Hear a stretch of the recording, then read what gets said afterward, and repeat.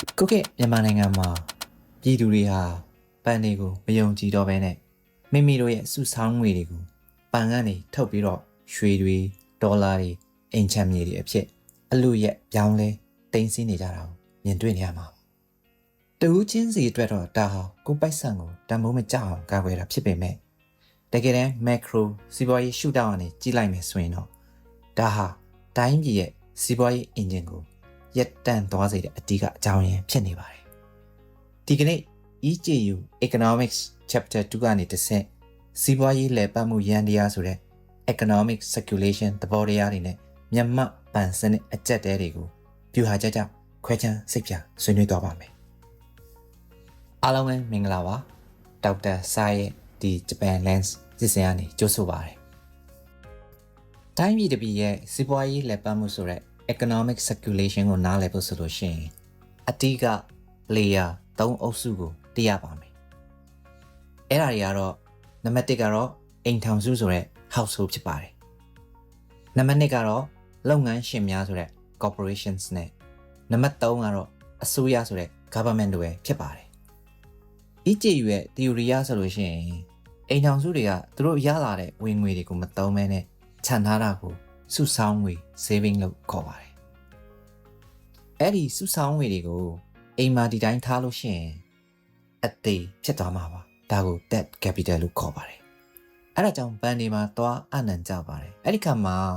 ဘဏ်ကကြားခံအနေနဲ့ဆောင်ရွက်ပေးပြီးတော့လုပ်ငန်းရှင်တွေစီးပွားရေးတွေကိုချီးငွေအဖြစ်ပြန်လည်ထုတ်ချေးပေးလိုက်တာဖြစ်ပါတယ်။အဲ့လိုဘဏ်ကနေတစ်ဆင့်တွဲဝဲပြီးတော့အရင်နေစစ်စင်းစေတဲ့ရန်တရားကိုတွဲဝက်ငွေကြေးထောက်ပံ့မှုဆိုတဲ့ indirect finance လို့ခေါ်ပါတယ်။ဂျပန်လိုနိုင်ငံမျိုးမှာဆိုရင်တော့ဒုတိယကမ္ဘာစစ်အပြီးစီးပွားရေးပြန်လည်ထူထောင်ရမှာဒီ indirect finance ရန်တရားအလွန်အားကောင်းခဲ့တဲ့အတွက်ဂျပန်နိုင်ငံမှာစက်ရုံအလုပ်ရုံတွေဟာလင်းလင်းမြန်မြန်နဲ့အရင်းနှီးတွေရပြီးတော့တိုင်းပြည်ဖွံ့ဖြိုးတိုးတက်လာတာဖြစ်ပါတယ်။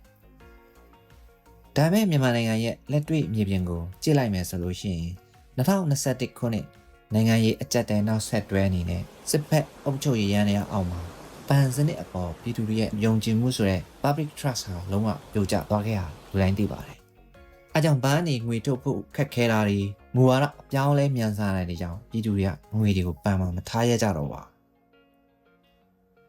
ဒီချိန်မှာ macro စီးပွားရေးအလွန်ဆိုးရတဲ့ငွေကြေးယူစိမ့်မှုဆိုတဲ့ financial leakages စတင်ဖြစ်ပေါ်လာပါတယ်။ပြည်သူတွေကပန်မာငွေမထားပဲရွှေဝယ်တယ်ဒေါ်လာဝယ်တယ်ဟွန်ဒီလိုတရားမဝင်ပြည်ပကနေငွေလွှဲစနစ်တွေကိုပဲအားကိုးလာကြရပါတော့တယ်။အဲ့ဒီခါမှာ saving တွေဟာစီးပွားရေးရန်တရားထဲကနေအပြင်ကိုယူစိတ်ထွက်ပြီးတော့အထက်ကပြောခဲ့တဲ့တွယ်ဝက်ငွေကြေးထောက်ပံ့မှုဆိုတဲ့ indirect finance စနစ်ကြီးဟာလုံးဝရပ်တန့်သွားပါတော့တယ်။ဒီနေရာမှာ EJU ဖြေမဲ့သူတွေမကပဲနဲ့စီးပွားရေးလုပ်နေသူတိုင်းသိဖို့လိုအပ်ပါတယ်အကျိုးဆက်ကပန်နေဟာချီးပေးစရာငွေမရှိတော့တဲ့အတွက်တကယ်ကုန်ထုတ်လုပ်မဲ့အသေးစားနဲ့အလတ်စားလုပ်ငန်းတွေ small and medium enterprises ဟာသူတို့လိုအပ်တဲ့အရင်းတွေလုံးဝမရတော့တဲ့အတွက်စက်ရုံတွေပိတ်ရတယ်အလုပ်ကိုင်တွေပျောက်ဆုံးရတယ်ကုန်ထုတ်လုပ်မှုကျဆင်းလာတဲ့အတွက်နောက်ဆုံးမှာဆင်းရဲမွဲတေမှုဆိုတဲ့ vicious cycle တွေကိုတိုင်းပြည်တစ်ခုလုံးနှိမ့်မွန်သွားခြင်းပဲဖြစ်ပါတယ်။အဲ့ဒါဟာစနစ်ပိုင်းဆိုင်ရာယိုယွင်းမှုရဲ့အကျိုးဆက်ပါပဲ။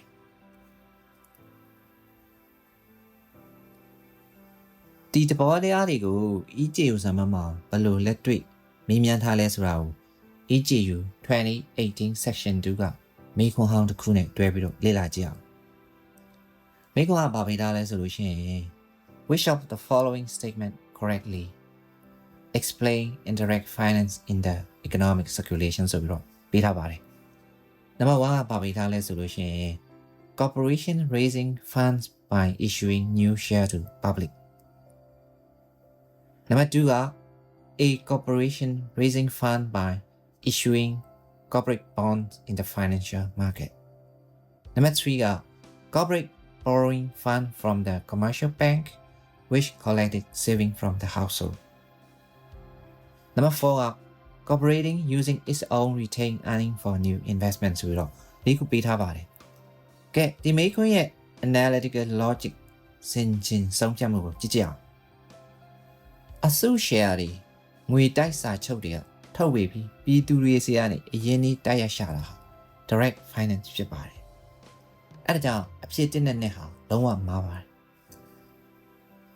အဲ့ဆိုလို့ရှိရင်အဖြစ်မှန်ကဘာဖြစ်မလဲဒါဆို3ကိုကြည့်အောင်ပန်ဒီဟာကြားခံထားပြီးတော့အိမ်ထောင်စုတွေရဲ့စုဆောင်းငွေ saving ကို